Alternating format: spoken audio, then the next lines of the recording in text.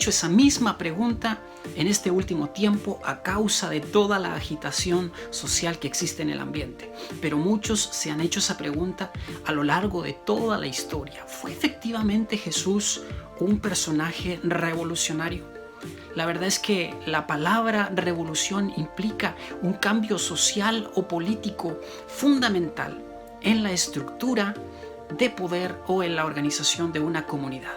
Y por lo tanto, todo aquel que promueve, facilita ese cambio o lo impulsa es considerado un revolucionario.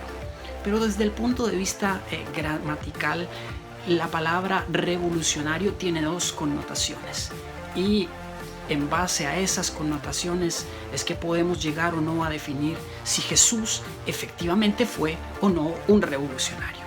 La primera de las connotaciones nos dice que un revolucionario es un subversivo, un agitador, un alborotador o un insurrecto.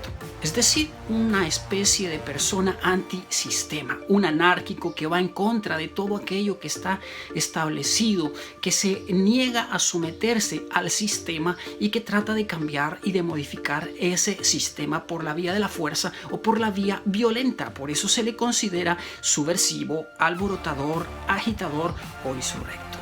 Evidentemente, Jesús no calza en absoluto, no calza para nada con ese perfil. Recordemos que Jesús vivió aquí en la tierra en medio de un clima de agitación social efervescente. Israel estaba bajo la autoridad de los romanos, bajo el poder del imperio romano, vivía subyugado y sometido a esa autoridad.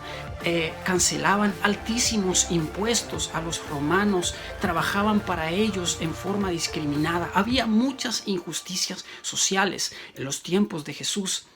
Sin embargo, aun cuando muchos intentaron promoverlo como un agitador de las masas, él siempre se mantuvo sujeto a la autoridad. Es más, aconsejó someternos precisamente a esa autoridad. En alguna oportunidad le presentaron a él el asunto de los impuestos y él los invitó a mirar el reflejo o la cara que tenía la moneda y les preguntó: ¿de quién es el rostro de esa moneda de los impuestos? Entonces los hombres dijeron: bueno, es del César. Y Jesús respondió: da al César lo del César y a Dios lo que es de Dios. Es decir, nos invitó a someternos a la autoridad, aun cuando la autoridad nos oprimía.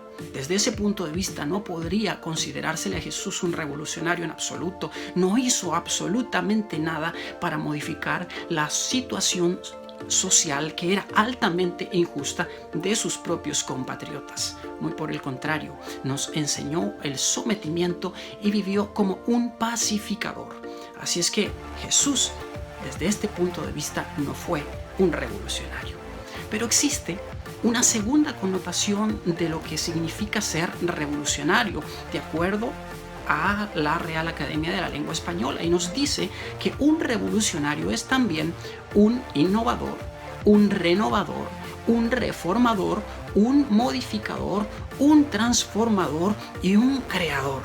Y pareciera que estos sí de veras son sinónimos de la personalidad de Jesús, porque ¿quién podría de nosotros negar que efectivamente Él fue un transformador, Él fue un renovador de los sistemas religiosos que existían en su tiempo, e incluso de la cultura social que se experimentaba y de la cultura política, porque Él enseñó que el que tenía más poder no era el que estaba en una posición de eminencia o de autoridad, sino aquel que servía a todos los demás. Las enseñanzas de Jesús efectivamente fueron radicales y absolutamente revolucionarias. Contradecían todos los paradigmas, todos los estereotipos de su tiempo.